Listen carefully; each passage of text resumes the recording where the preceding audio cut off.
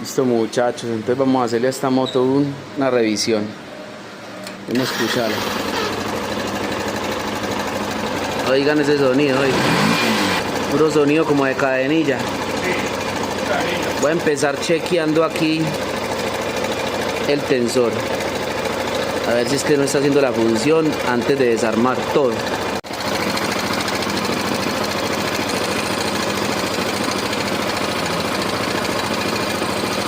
Ah, sí puede ser el tensor, véalo, véalo, véalo, véalo. Ay, ay, ay. No, véalo, véalo ahí, que ahí lo mermó, vea. Véalo ahí. ¿Sí? Véalo aquí como le devuelve, vea.